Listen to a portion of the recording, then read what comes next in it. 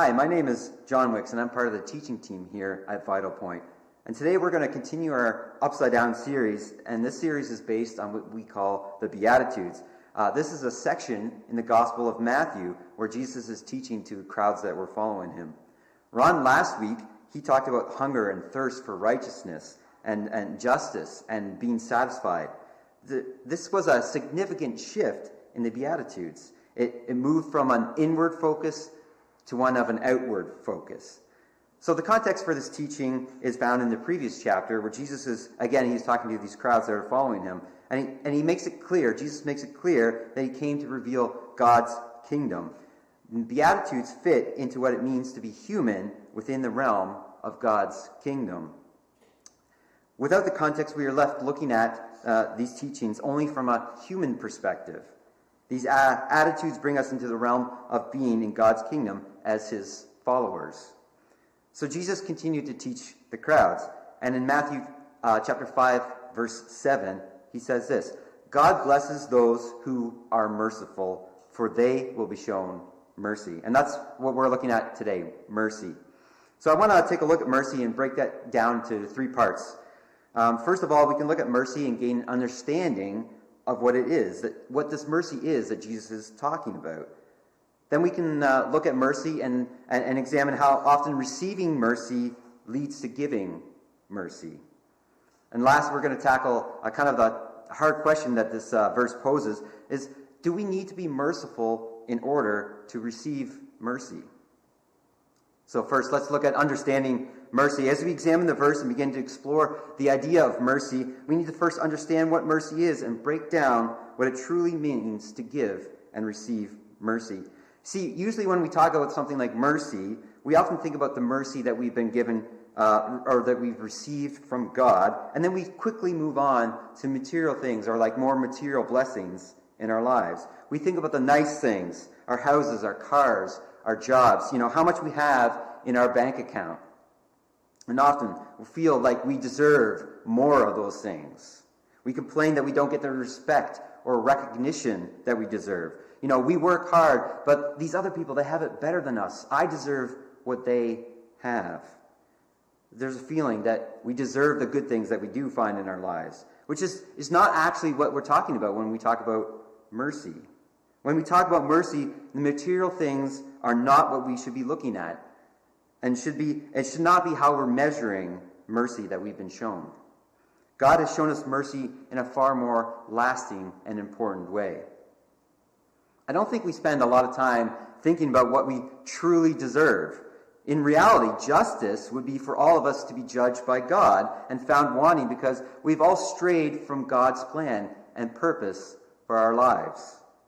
None of us can say that we are perfect. None of us are without sin. It sounds harsh, but it's a fundamental truth of what we claim to believe. If there was no sin, then there would be no need for us to believe in Jesus' completed work on the cross. If there was no sin, there would be no need for God's mercy. Christmas, wouldn't even exist. I know, I just brought up Christmas, and it's coming real soon. At Christmas time, we celebrate the fact that God had mercy on us, and he sent his son Jesus to earth to ultimately die on a cross. Because of God's mercy, his judgment was withheld from us, and he provided a way for us to make atonement for our sins. This is true mercy as shown to us in the Bible.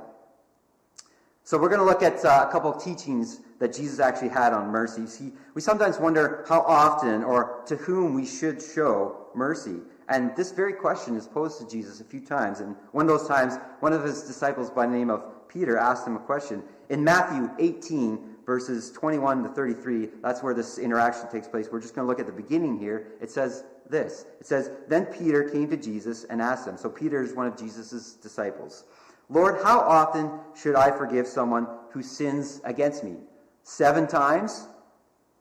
So, again, one of Jesus' followers, Peter, he's come to him with this question. Now, Peter thinks he's being really generous here. Peter's trying to show Jesus how righteous he is, how great a guy he is. There's a little bit of Peter trying to show off here. Yeah, he's trying to show off to Jesus, like Jesus doesn't actually, understand Peter's heart. and his motive.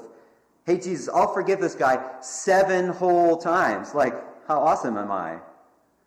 So how much mercy should I have for others? What's the limit?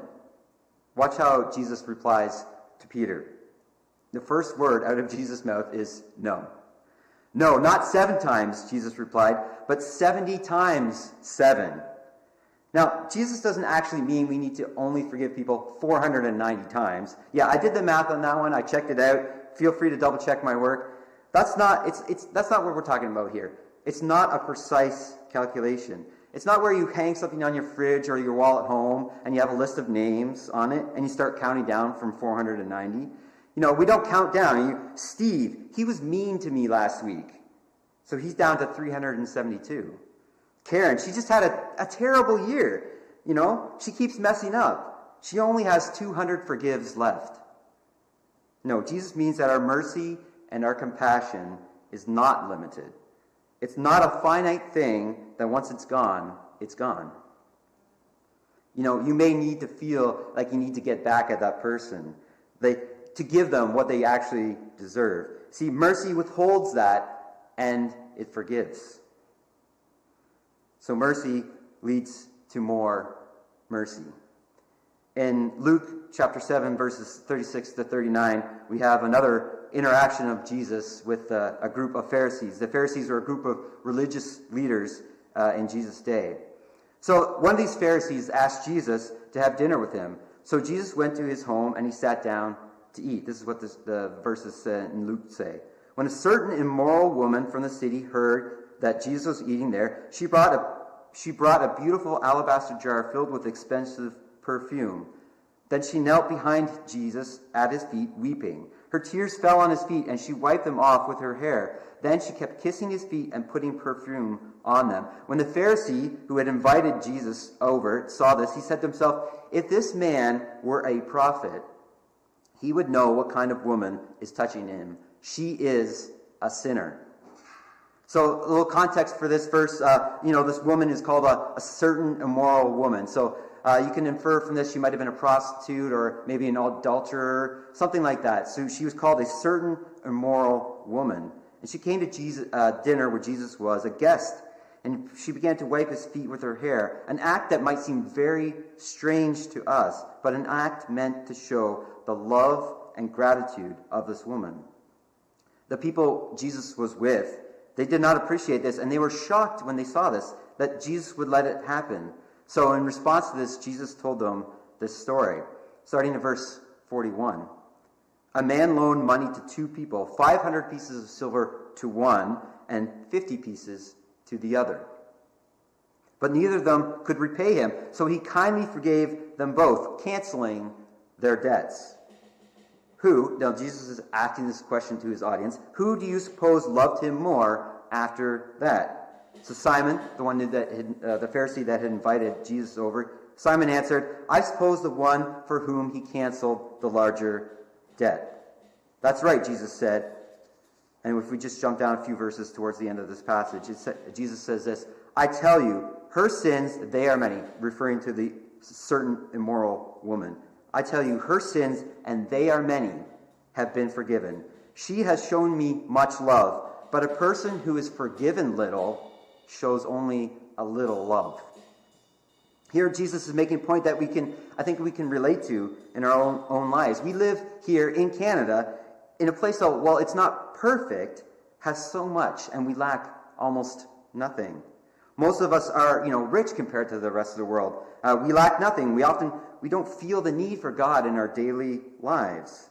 And I'm not trying to downplay what some of us go through. We do experience anxiety and hardships. I know it.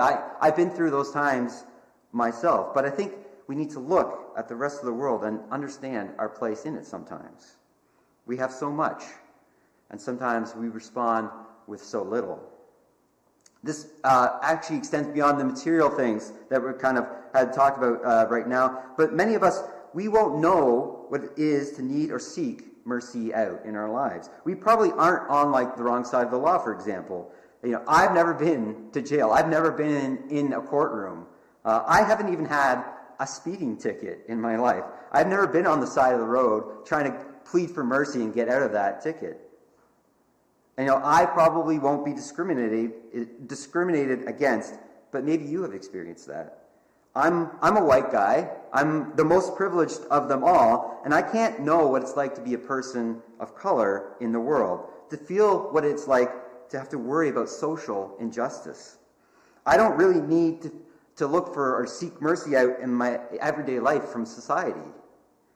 So do I feel the need to give mercy and grace to others? Do we have an issue recognizing the mercy that we've received, and therefore we have an issue with showing mercy to others? The woman in the story feels love and forgiveness of Jesus so strongly that she does this extraordinary act to show that love back to Jesus. So how much mercy we display to others could very well be affected by the amount that we feel like we have received. Sometimes, I think I'm a pretty good guy. I haven't done anything too terrible. But that attitude, it breeds in us a lack of recognition of the mercy and grace that God has bestowed on us. So mercy and recognizing mercy generates more mercy. If we go back to our beatitude that we're looking at in Matthew 5, verse 7, there's a call to action that is found there as well. Let's read that again. It says, God blesses those who are merciful, for they will be shown mercy. It doesn't say God blesses those who think about mercy. It says God blesses those who are merciful. It's not a passive statement. There's action there. We're often called to action in our faith. Yet we usually live our life like faith is a passive thing. Even to put our faith into Jesus, it's an action. It's a step that we take. We must choose to believe. See, this is where we see this movement outward now in the Beatitude, where we have to show mercy to others. It's no longer just about internalizing it. We're showing it to other people as well. So, for example, I think the book of James emphasizes this idea of action really well. The book of James is one of the more challenging books in the Bible. So if you ever really want to feel uncomfortable, if you're sitting on your couch, you're comfy on your couch, curled up on your couch, but you think, I'm too comfortable, I'm not sure why you're thinking that, but if you really want to get uncomfortable, then go ahead, open up the book of James and start reading. In James 2, chapter 2, verse 14, it says this: What good is it, dear brothers and sisters, if you say you have faith, but you don't show it by your actions? Can that kind of faith save anyone? Then in verse 26, it reads this: Just as the body is dead without breath, so also faith is dead without good works. James says that faith is without works is dead. Now, the only way, I want to be very clear, the only way to salvation is to believe in the death and resurrection of Jesus, and that he paid the price for our sins. We don't believe that good works or being a good person is what saves us, but James is making another point here. He's saying that if you don't have evidence or good works or deeds of faith in your life, do you actually really believe? Or is your faith dead? That's challenging. That's a hard thing to hear sometimes. But you see, there's a call to act here. There's a call to act here. Our faith isn't something we do one time and then just carry on like nothing happened. It should be alive and spurring us on to follow Jesus more closely, to help our neighbors, to serve others, to be kind and show empathy, to recognize and fight against injustice. Jumping back into the book of Matthew, in Matthew 9, verse 13, Jesus again is interacting with the Pharisees, this group of religious leaders. And he responds to them in this way. He says, Now go and learn the meaning of this scripture. I want to show you mercy, not offer sacrifices. For I have come to call not those who think they are righteous, but those who know they are sinners. See, this small section that says, I want to show mercy, not offer sacrifices, is actually a reference to the book of Hosea. So the Pharisees would have known this very well. In another translation, it would be, I desire mercy, not sacrifice. It's referenced to the book of Hosea. In Hosea 6, chapter 6, verse 6, it says, I want you to show love, not offer sacrifices. I want you to know me more than I want burnt offerings.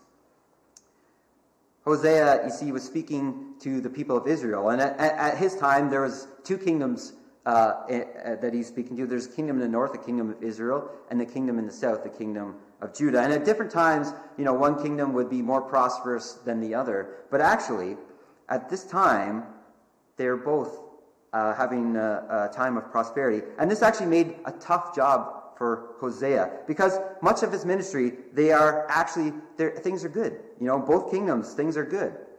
But here, Hosea is crying out. He's calling for repentance. And people are like, well, what's going on? Nothing's wrong. So the times are good, but with the good times had come a spiritual complacency. You see, the prosperity had brought with it corruption. So Hosea is warning against the corruptions and the performative spirituality that was becoming widespread amongst the people of God. God does not desire sacrifices just for sacrifices' sake. It's what's at the heart of what we do. Rather than religious trappings and empty performance of ritual, God desires for us to actually practice mercy, grace, and love to those around us. It had become more important to the Pharisees, you see, to observe the law than to actually, practice what it meant. I think that's true for many of us today as well. We wrap ourselves up in doing the right thing, and it becomes a show for us at times. We come to church and, we give a little money. Maybe, if you can remember when they actually pass something around in the pews, you put a few bucks in there and you volunteer a little. These are all good things. Don't get me wrong. These are good things. But when we hold back our love and grace to those that disagree with us, we don't forgive those that have wronged us, we can't accept those that are different from us, must we show mercy? So the second half of this passage that we are looking at today is a challenging one to wrap our minds around. If we're not merciful to others, will we be denied that mercy? Are we just performing ritual? Must we show mercy to be given mercy? And to answer this question, I want to turn back again to that passage in James, in the book of James that we were talking about earlier. In James chapter 2, in some different verses, in verses 15 to 19, it says this: "Suppose you see a brother or sister who has no food or clothing, and you say, 'Goodbye and have a good day. Stay warm and eat well.' But then you don't give that person any food or clothing. What good does that do?" James is cutting right to it. He's very straightforward. So you see, faith by itself isn't enough. Unless it produces good deeds, it is dead and useless. Now, someone may argue, some people have faith, others have good deeds. But I say, how can you show me your faith if you don't have good deeds? I will show you my faith by my good deeds. It's important to hear this. James, again, I'm going to emphasize this again. James is not saying that good deeds are how we are made right with God. Good deeds are not how we obtain our faith. James' argument is that there aren't good deeds in your life. Do you even have faith in the first place? Challenging. Hard for us to hear, because it makes us question ourselves. You could do a whole series on this part of the Bible, but my takeaway and how it relates to mercy in our lives is this: if you have faith, it should be evident in your life in some meaningful and tangible way. So too then, if we seek and ask for mercy, we should also be showing mercy to others. If we say we have received the mercy and forgiveness of God, but then turn around and do not show that mercy and forgiveness to others, have we really recognized and experienced God's mercy? So what does that mean for us today and for our church? First of all, our extension of mercy is not limited to those that agree with us or to those that we deem worthy of it. Often we feel like those who are less fortunate than us maybe deserve it in some way. We look at those who struggle with addiction and we blame them for their problems. Is mercy subject to other people's so-called worthiness? I would say no. Mercy and kindness and grace is not dependent on why someone is in need. Daryl Johnson, who's a speaker, a pastor, and Ron actually referenced him last week as well. He said this. He said, mercy is extending kindness to the helpless and extending pardon to the guilty. See, those who are helpless and need it, we give mercy. Mercy is extended to them. And those that are guilty and need it, mercy is also extended to them. Jesus kind of talked about this as well. In Luke chapter 10, verse 30, we find the story of the Good Samaritan. And I'm not going to get into the whole story here, so let me kind of paraphrase a little bit about what's going on here. Jesus was asked a question by someone who his neighbor was. So who should he show love and kindness to? And Jesus responded by telling the story of the Good Samaritan. See, there's a Samaritan man, and he found another man on the side of the road who was beaten and needed help. And others had passed by this beaten man, and they had offered no assistance. See, the Good Samaritan did not know if the man was innocent or not. Now, you might infer that he was, and most likely he was just an innocent man, but the Good Samaritan actually did not know this. For all he knew, the man could have been involved in some shady business deal that had gone wrong or something like that. He could have been a criminal, but it didn't matter. The Good Samaritan did not need to know why this man was suffering because it did not matter. Again, from Daryl Johnson, he says this, mercy extends kindness to those in need regardless of the reason for the need.